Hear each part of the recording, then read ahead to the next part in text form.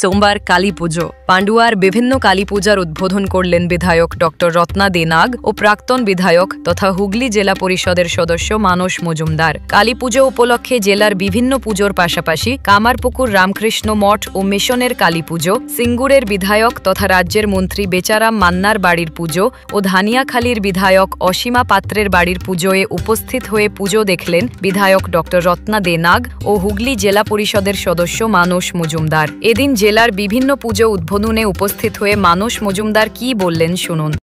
এই শ্যামা পুজোর পূর্ণ লগ্নে আজকে আমরা যারা সনাতনী হিন্দু আমরা বিশ্বাস করি মা শক্তির আরাধ্য দেবী মায়ের আরাধনা শ্রদ্ধা নিষ্ঠা ভক্তির সহিত সন্তানরা করলে সন্তানরা ভালো থাকে। আজকে এই পূর্ণ লগ্নে যাদের আয়োজনে এখানে আমাদের আপনাদের সকলের প্রিয় বিধায়ক ডক্টর রত্না দে নাগ শ্যামা পূজার উদ্বোধনে উপস্থিত হয়েছেন। এই বারোয়ারি কমিটির সম্পাদক সভাপতি, এখানে পঞ্চায়েতের প্রধান পিয়ালি প্রদীপা থেকে শুরু করে যারা আছেন এই বারোয়ারির কর্মকর্তা সকলকে প্রণাম শ্রদ্ধা সম্মান জানাই।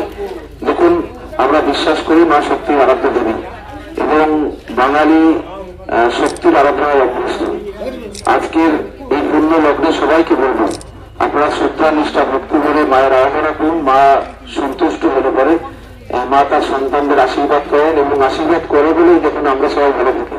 আপনাদের সকলকে আরো একবার আজকে শুভ দিনে মায়ের শ্রদ্ধা নিষ্ঠা ভক্তি করে আরাধনা করার অনুরোধ জানাই। কেননা মায়ের শ্রদ্ধা নিষ্ঠা ভক্তি করে আরাধনা করলে পরে মা আপনাদের সকলের বিপদ আপদ থেকে আপনাদের রক্ষা করবেন। আপনারা সবাই মায়ের শ্রদ্ধা করেন, শ্রদ্ধা নিষ্ঠা ভক্তির সহিত আরাধনা করুন। সকলকে প্রণাম শ্রদ্ধা সম্মান জানিয়ে মাকে আপনার সকলের মনোকামনা মনোবাসনা পূর্ণ করা প্রার্থনা করে আমি আমার বক্তব্য শেষ করছি। নমস্কার, সবাই ভালো থাকবেন।